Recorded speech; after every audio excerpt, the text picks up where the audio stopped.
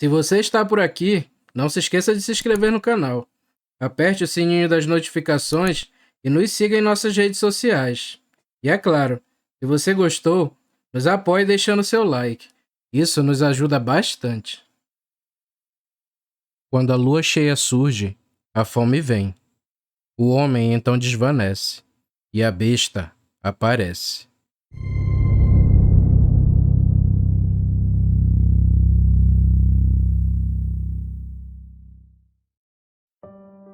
Meu nome é Raquel. Naquela época eu tinha 18 anos e morava com meu pai Raimundo e minha mãe Luzia. Vivíamos próximos à cidade de Abaetetuba. Meu pai trabalhava como motorista de ônibus e passava muito tempo fora de casa.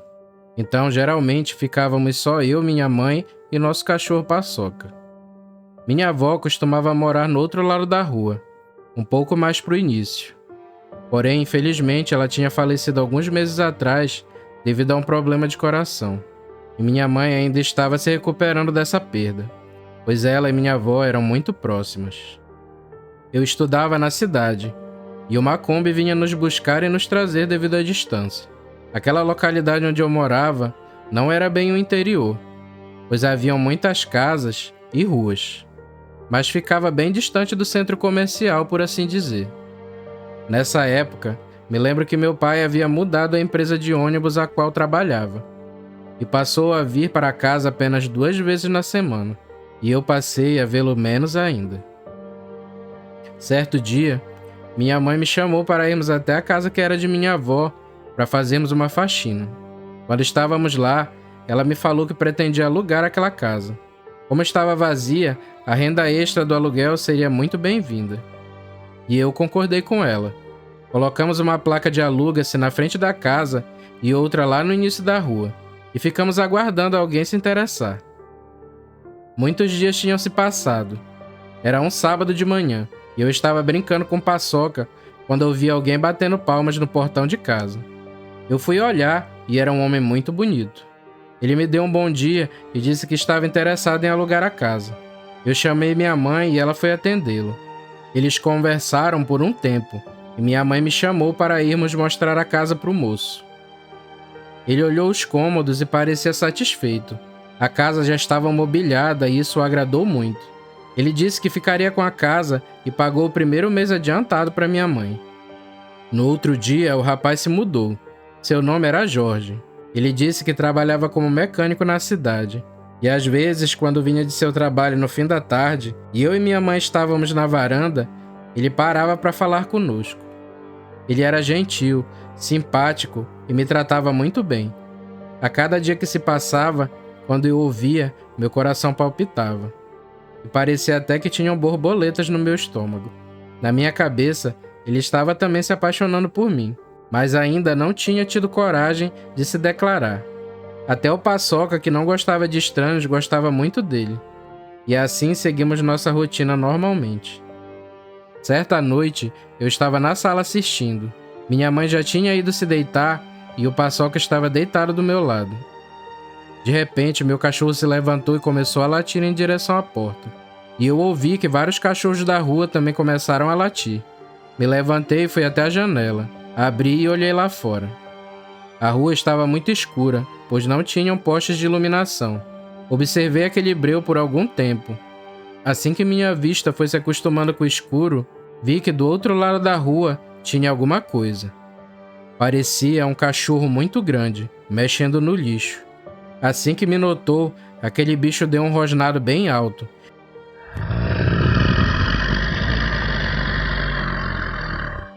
E começou a vir lentamente na minha direção.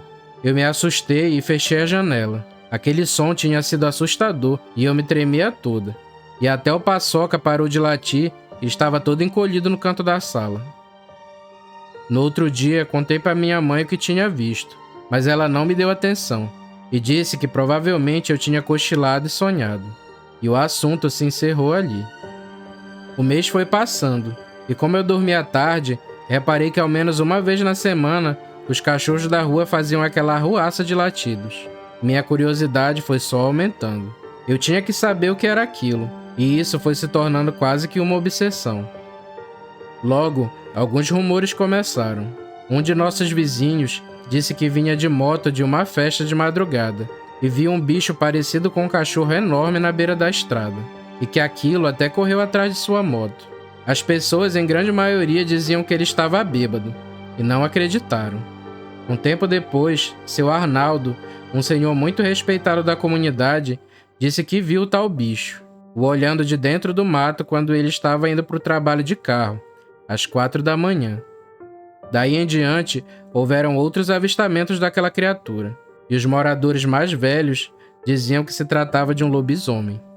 As pessoas estavam com medo, e quando dava 9 horas da noite, não se via mais ninguém nas ruas. Todas as noites, eu ficava acordado até tarde, observando a rua e tentando ver algo. Certa noite, vi Jorge, o inquilino de minha mãe, vindo pela rua umas 11h30 da noite. Ele passou pela frente da nossa casa e seguiu rua abaixo. Me admirei por ele não ter medo de andar tão tarde. E no decorrer daquele mês, vi Jorge fazendo isso várias vezes. Eu fiquei curiosa. Será que Jorge estava tendo algum relacionamento? Ou será que ele estava se encontrando com alguma mulher casada? Eu até esperei algumas vezes para ver se ele voltaria, mas isso não aconteceu. Eu já gostava muito dele, mas não tinha coragem de me declarar, e muito menos de falar desse assunto com alguém. Minha curiosidade mais uma vez me torturava. Eu tinha que saber onde Jorge ia tão tarde da noite. Foi então que tomei uma decisão que hoje julgo como sendo a decisão mais burra de minha vida. Eu decidi seguir Jorge. Na semana seguinte, tomei coragem e decidi que quando Jorge passasse, logo atrás eu iria seguir ele. Esperei minha mãe dormir e fiquei aguardando na janela de casa, até Jorge passar.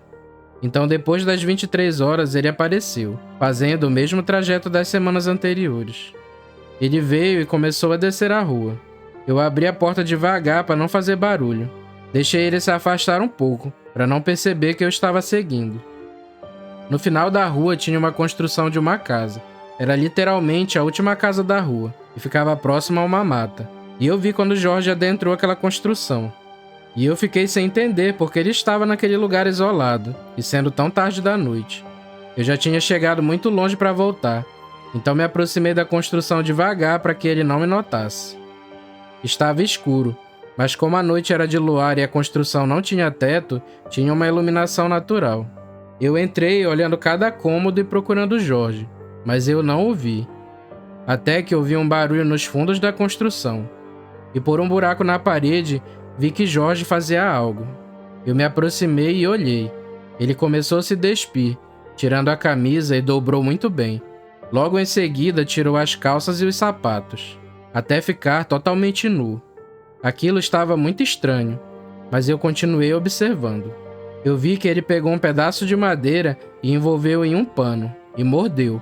Logo em seguida, ele se jogou no chão e começou a se contorcer, soltando um grunhido inumano. Suas costelas se movimentavam e os ossos de sua coluna se destacavam. Ele se arranhava inteiro e eu fiquei em choque vendo os pelos surgirem por todo o seu corpo. Eu tampei minha boca com minhas próprias mãos para não gritar, enquanto aquilo acontecia. Jorge gemia de muita dor e eu percebi que ele até se urinou. Era nítido que seu corpo estava mudando. Ele cuspiu o que estava mordendo e deu um rosnado bem grave. Ele foi se levantando devagar, se escorando na parede, meio que cambaleando. Estava muito mais alto que antes e bem mais forte. A lua iluminava muito bem aquele cômodo, e aquele ser ficou exposto para que eu pudesse vê-lo. Sua pelagem era cinza e cobria toda a extensão de seu corpo. Seus olhos tinham um brilho amarelo, quase que dourado. Suas presas eram brancas como marfim, e suas garras eram compridas como faca. Eu olhava aquilo abismada, e tudo no corpo daquele ser parecia ter um único propósito, que era tirar vidas. De repente, aquele ser olhou na minha direção, e eu me abaixei rápido, rezando para ele não ter me visto. Escutei um rugido muito alto, e me fez tampar os ouvidos.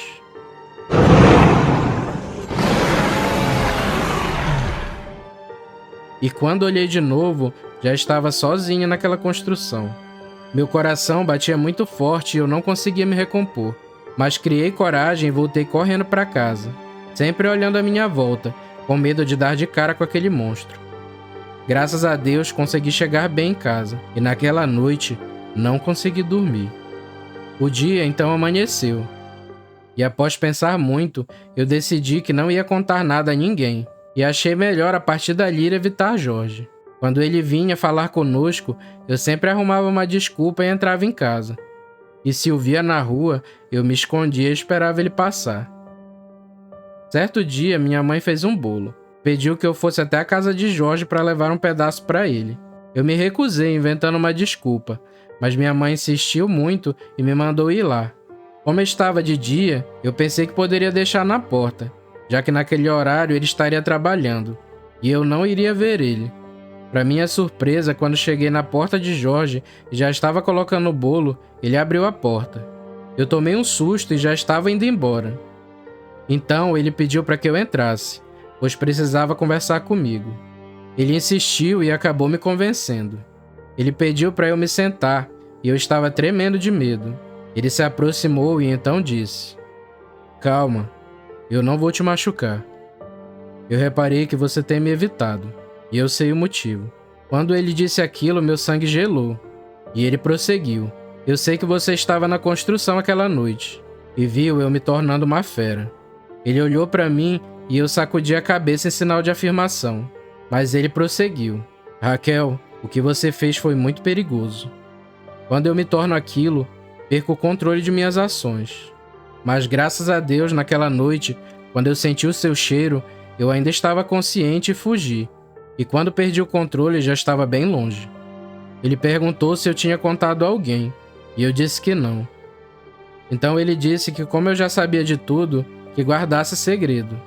Fazia parte da maldição, e se eu contasse para alguém, ele viria me matar.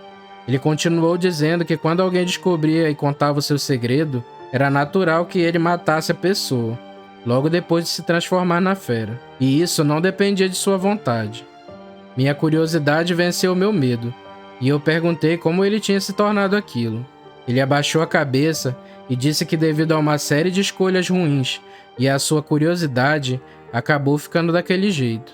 Ele afirmou que essa era sua maldição, e que ele nunca parava em uma cidade por muito tempo, e ele estava nessa vida há muitos anos, mas me prometeu que iria embora no dia seguinte, pois não queria correr o risco de me fazer algum mal. Ali ele se despediu de mim e eu voltei para minha casa. Na manhã seguinte, ele passou para deixar a chave da casa. Minha mãe perguntou por que da mudança repentina. Ele respondeu que tinha recebido uma proposta de trabalho para outra cidade e por isso iria embora. Ele agradeceu a hospitalidade e se despediu, e eu me ofereci para acompanhá-lo até o fim da rua. Fomos conversando e eu perguntei para onde ele iria. Ele me respondeu que não sabia, mas seria para bem longe. Chegamos ao fim da rua e ele reafirmou que não me faria mal algum. Virou de costas e foi embora sozinho pela estrada de terra. Enquanto ele se afastava, eu ficava imaginando o quão solitária deveria ser a sua vida e o quão pesado era aquele fardo. Mesmo aquele que é puro de coração e que à noite faz suas preces, pode se tornar um lobo quando o acônito florescer e a lua de outono brilhar.